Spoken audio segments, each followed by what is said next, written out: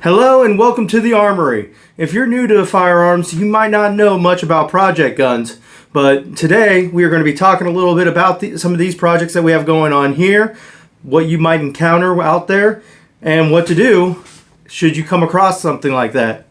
But first, I will say this: if you do not know what you are doing, especially when it comes to a project gun, seek out a qualified gunsmith. We don't want anybody to get hurt because of making a mistake. So if you're unsure on what to do, please go see a gunsmith. Now, as we were just talking about, some projects can be relatively simple, such as simple cleanups. Like, say you get, like, for example, this 1900 dated 1895 Spanish Mauser. This one is a minor project as it is. It's actually in really great condition for what it is, but I've already took it apart. I've already cleaned it. A lot of these old firearms, you might find them, and they'd be just simple cleanup projects. I mean, clean up the wood, get the dirt and everything off of them, clean up the metal, make sure there's no rust. I mean, on here, you got your typical pitting right here around where the wood is, but once you clean it up, it'll be fine to go. But one thing on this one that we're going to be doing a little bit of is right here in the stock where the wood is. It's got some cracks. I mean, this wood is over 120 years old, so or it's actually over 100 years old. The stock's actually dated 1924, so can't really say that the stock and the metal are the same age, but it has some cracks in it, so it's a minor project for us here, because all we're going to do is just glue in those cracks so that they don't get any worse, so we don't get injured when we go shoot this on the range. Now, here's a project that I recently finished. This is an example of a little more than a cleanup, and when you're out there looking for a gun, you may come across something like this, especially if you're looking online at some of these sites. This one I got in 2015. This is a 1916 Spanish Mauser chambered in the 7.62 Set-Me, which is very similar to the 7.62 NATO, just a little less powerful of a round. You see a lot of people saying shoot NATO through this. I reload, so for this one I actually will be using a lower pressure round.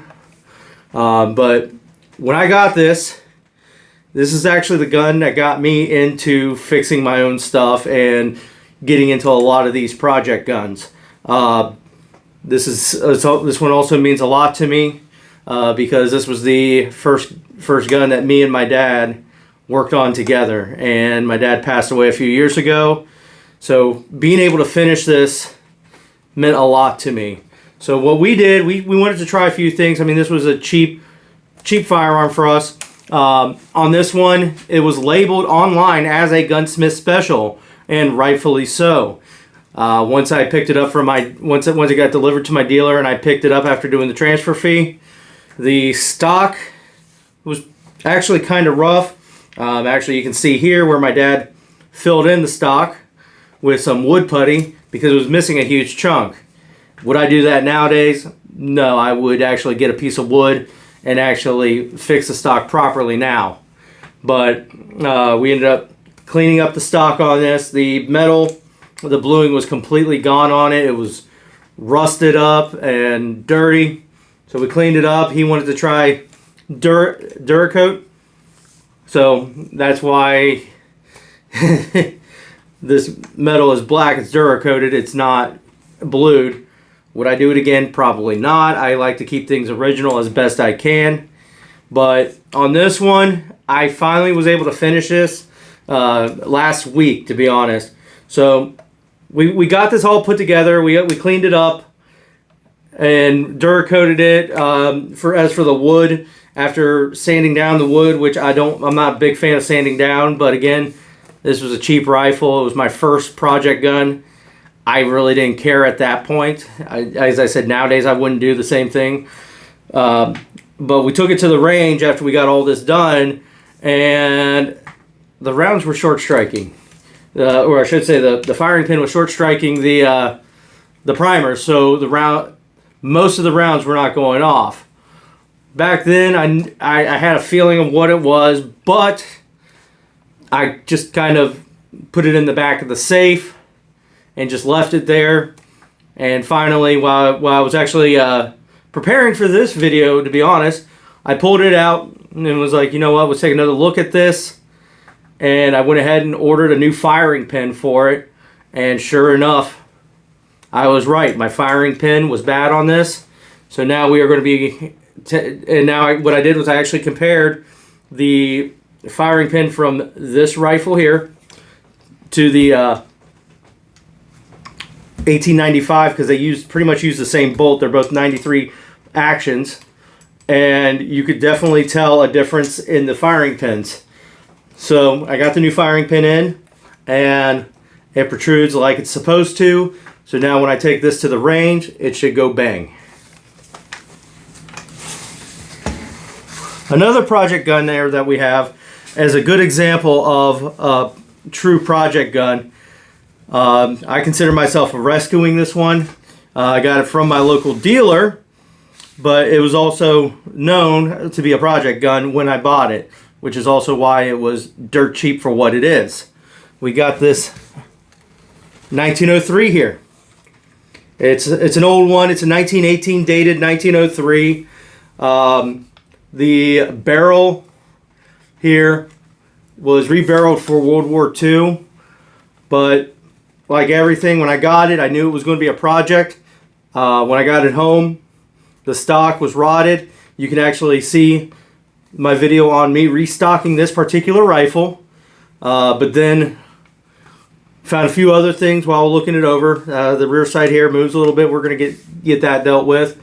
But the biggest issue we're going to be taking care of on this after the new year is we are going to be rebarreling this rifle. And being that I don't have all the necessary equipment to do it, I will be actually taking this one to my gunsmith to rebarrel. I do not have a lathe or a reamer to do this project, and being that I do this as a hobby, I'm not going to be spending the money necessary to get that done. But in this barrel, put a cleaning rod through, it'll just drop in, then it'll get tight, it'll drop down some more and get loose, and then it'll get tight, and then loose, and then tight all the way down. So the barrel's pretty much shot out on this. I've got a barrel coming for it, so we will be replacing this barrel and restoring this back to a shooting quality. So this is a project I've been really looking forward to, and it's another example of a project gun. Again, when you buy one of these old military surplus rifles, make sure you know what you're getting ahead of time. Go in, look down the bore, see what you see. One thing I always do when I'm at the gun store looking, I will actually open the bolts, put my fingernail in, and actually so I can get light bouncing off of it, and I will look down the barrel just to see the rifling inside, see if there's anything that we need to see, or see what else we've got going on it. But this is one of our projects that we got going on here that should be done some point next year. I'd honestly love to get it done so I can go out to CMP shoot at Camp Perry over the summer, but we'll see if we make it there this year or not. Another project gun we got here is an example, our clone builds. And we're going to go with this one here as a K98 clone. And I bought this one, again, dirt cheap. I already knew what we're getting ourselves into because it is a Chinese rifle. This is one of the Chiang Kai-sheks. Please forgive me if I said it wrong. But when I bought this, it did not come with a bolt. It did not come with... Pretty much all it was the receiver and the barrel. And at this time, I did not have the K98 here. So I was just going to use this as a K98 build, which is why I bought the wood for it. Because the wood here is a K98 wood, new stock. So I forget where I got it from, but this was going to be a clone build. I'm still going to do a clone build on this, just because I've already got the money into it with the wood. I mean, I could always get the and the bolt.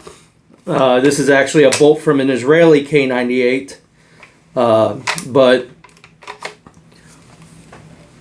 again, I'm not going to go ahead and just re-spend the money for another stock just to make it Chinese again, because then I'll have to get a new bolt, because the Chinese Mausers were basically they're almost identical to the K98, except for with the stock you don't have your takedown I forget what they call it, but if you see over here, that riveted port right there, where you would basically put your bolt in to take out the firing pin so you could clean it, take the spring off, maintenance it.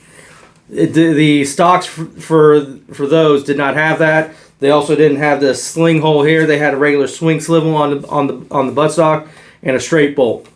But this one here is going to be a K98 clone build, and I've got all the parts for it, except for we are replacing the barrel on this because, again, when I got this, it had wood on it, but the wood was so rotted on it and everything was so rusted up on it. I actually had to soak the wood and the metal in evapor rust just to get these bolts out.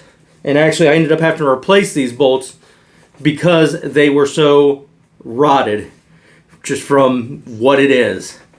But the barrel, there's absolutely no rifling in it whatsoever. So we are going to be putting a new barrel on it. Looks like I actually just got an email on this. Looks like we're going to be putting a Lothar Walther barrel on it. So this is another project we got going on here. Now, so far I've only shown you these rifle projects, these old military surplus rifle projects, everything from a simple cleanup and repair to full-on clone build. But one other thing we got here going on is a project gun doesn't always have to be a repair or a clone build. This Steyr AUG is a good example of this. What sometimes we call it like a modernization, or just something like a personalization is the best way to put it.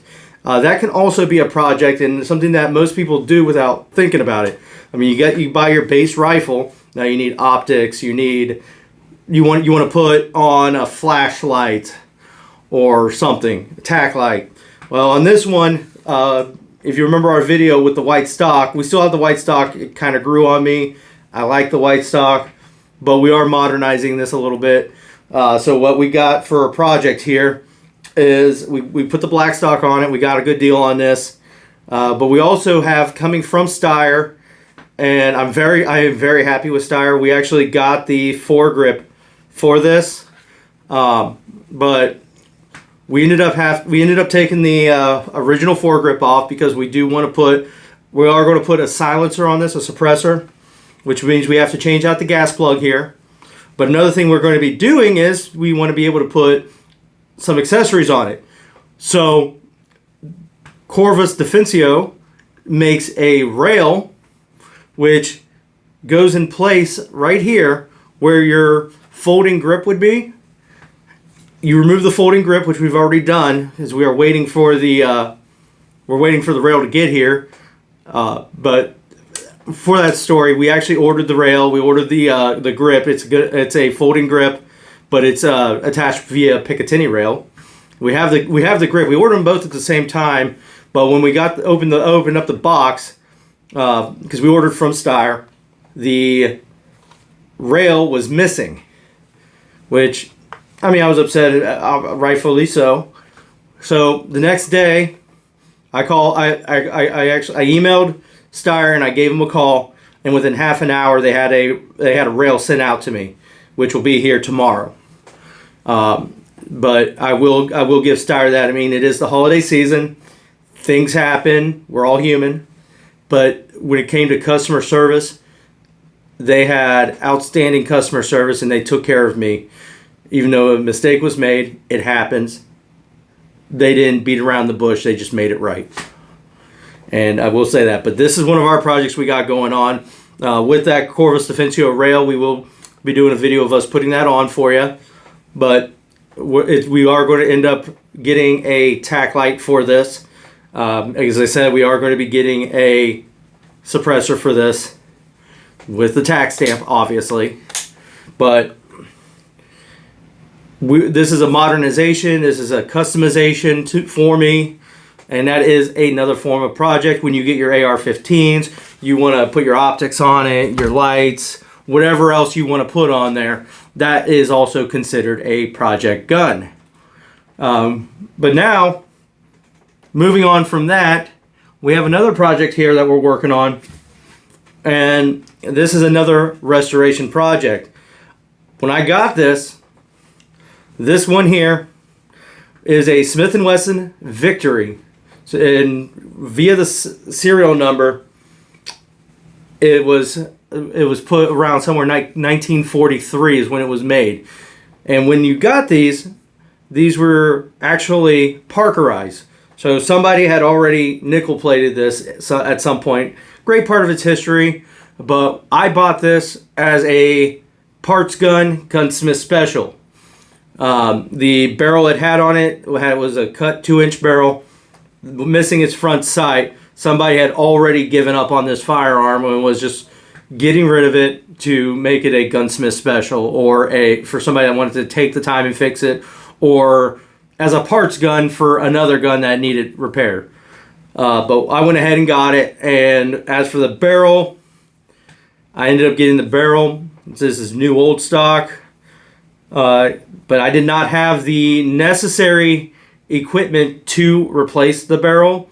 Because to get it lined up correctly, get everything lined up, you actually did have to use a lathe. You did have to do some machining to make sure everything fit properly. That way the barrel sits straight, your sight was straight here, and that this was flush against the receiver. But since I don't have that equipment, I took this to my local gunsmith, and he was able to do this for me. He test fired it. Also found, because I didn't do much digging into it, I mean, I cleaned it, but I wanted to get the barrel situated first before we bead blasted this, and we are going to then reparkerize this. He did find that this parking pawl here, or this pawl here, was worn out. He went ahead and replaced that for me. But this is one of our other projects that we got going on, and we are going to return it back to a parkerized finish, which will be a nice little project because I've never done it. I'm looking forward to it. I know the basics on it. So this is going to be one of those attempts that we are going to do in the springtime when it's warm enough to do outside. Because from my research, you got to do it outside because you want to be well ventilated. And that is just, I'm just excited to be able to take this, get this done, get it back to its original condition, and take it out and shoot it. Might say, oh, original condition, did it have the U.S. barrel, or the Lend-Lease barrel on it? Unfortunately, the only barrels I could find for this right now are the ones that were used on the Lend-Lease, so that it is a little longer than those that were on the U.S. issued firearms. Just saying that just for the comment section. And our last project we got going on is a great example of when a project doesn't turn out quite right. And that would be our AR-15 project here. As you can see, I've got the upper and lower. They're Aero Precision upper and lower. We've already got internals put in. Originally, this project was going to be a 5.56 DMR project. I was trying to figure out what stock I wanted to use. This is just one of those build projects that, I'll be honest, AR-15 builds are the easiest builds you can do. But I was trying to figure out what barrel I wanted, and I was looking at a 20-inch barrel for this, and just because it was a DMR project, I was also looking at the ARCA rail system for this.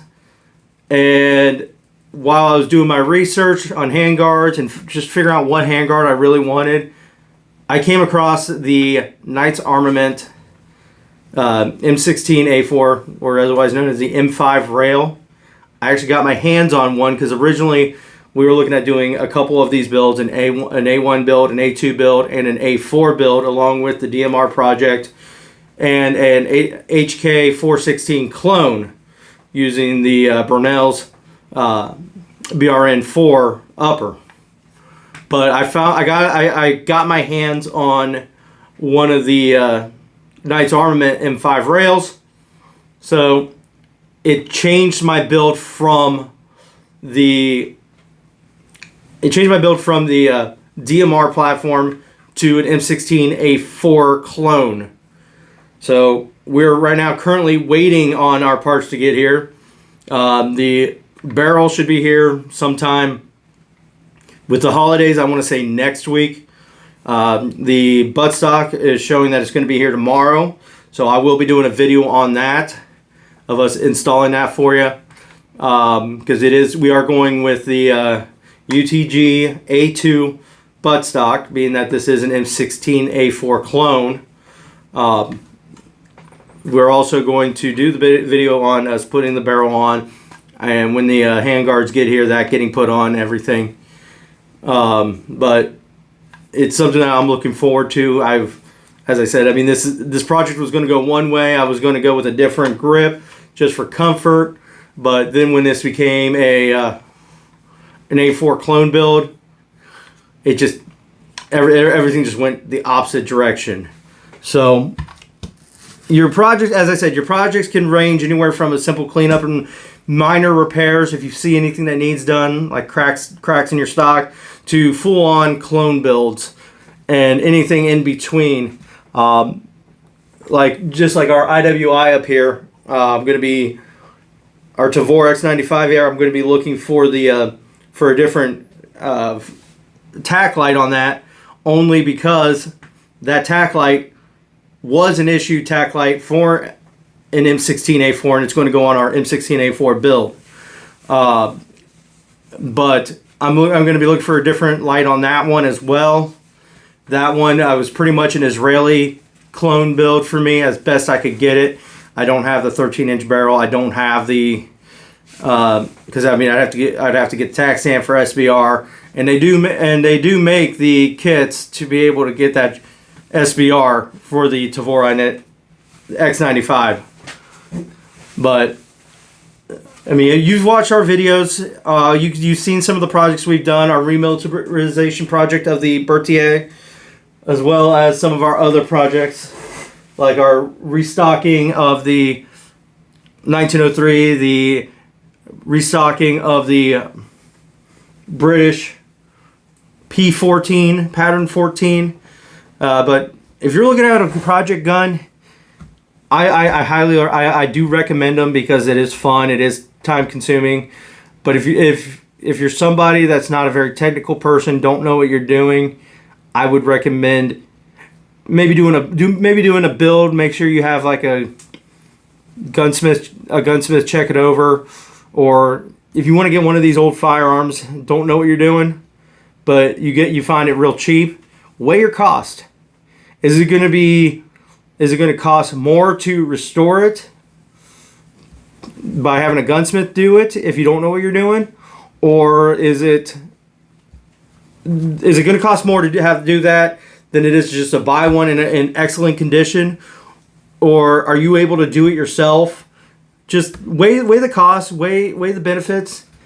Because honestly, sometimes it's like this K98 clone, I'll be honest. I'm doing it just because I want to do it, but cost-wise, it's not very cost-efficient because you can find other 98 variants out there for much cheaper than it's going to cost me to repair this. But it's your rifles. You do what you want to them. Your guns. Again, I'm just bringing this out here for information only. This is my hobby. This is what I enjoy doing. So our next video, we're looking at either going to be doing the buttstock on the AR-15 project or the rail on the Steyr AUG. So hit that like and subscribe button so you can be made aware when that video comes out, and we'll see you next time on the Armory. If you like firearm related content or you wish to learn more, hit that like and subscribe button. Follow us on Facebook and Twitter, and if you wish to support what we do, visit us at thearmoryhub.com. If there's anything you want to see, let us know in the comments below. Links are in the description. We will see you next time at the Armory.